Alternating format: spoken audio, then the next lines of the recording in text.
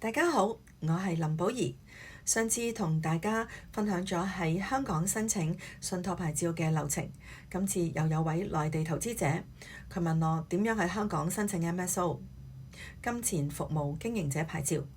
咁今日就講下 MSO Money Service Operator 嘅主要功能啦。根據官方網頁，MSO 核心業務包括有：一、貨幣轉換 （Currency Conversion） 喺香港經營貨幣兌換服務嘅業務；二、匯款服務 （Remittance Services） 喺香港經營及提供以下一種或多於一種嘅交易服務。A. 將金錢或安排將金錢送往香港以外嘅地方。B. 從香港以外嘅地方或安排從香港以外嘅地方收取金錢。C. 安排在香港以外嘅地方收取金錢。亦可以經營國際匯款服務，幫助客戶將資金轉換至世界各地。係咪覺得 B 同 C 點嘅業務範疇好相似呢？係咪有啲 confusing？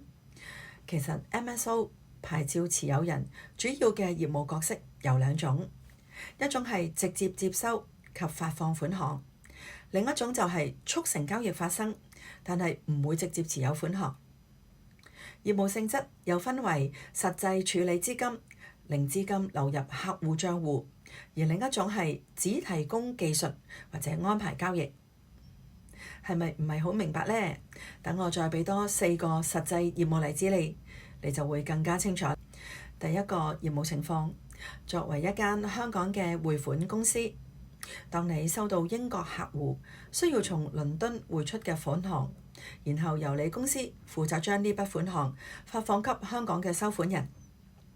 第二個業務情況，作為一間香港嘅支付公司，喺海外收取商業款項，然後將資金結算到香港嘅商戶。第三種業務情況，作為一間金融科技公司，提供跨境支付平台，讓用戶透過你公司嘅系統安排匯款，但資金實際上係由第三方銀行或者支付機構執行嘅。最後一個例子，就係當你公司要為客戶提供國際匯款 API 服務，讓客戶可以透過其他持牌公司進行跨境匯款，而持牌公司或者機構本身係唔接觸資金嘅。如果你要喺香港從事以上嘅業務，就必須要獲得 MSO 呢個牌照啦。喺呢度我要特別提到 MSO 牌照係不涵蓋外匯買賣或者投資交易嘅。如果你想提供呢一類服務，就需要向香港證監會申請金融牌照啦。至於發牌制度，香港海關就係負責監管 MSO 牌照嘅香港當局。申請人必須要係適當人選，先可以去申請牌照。負責嘅董事將會直接跟香港海關關長面試，及需要通過專業考試。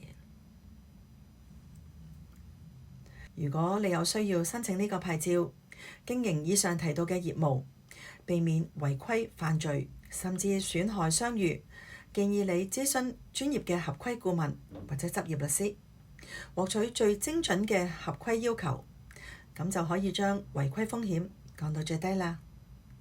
好啦，講到呢度啦，感謝你嘅 like 同埋心心，我哋下次再見啦，拜拜。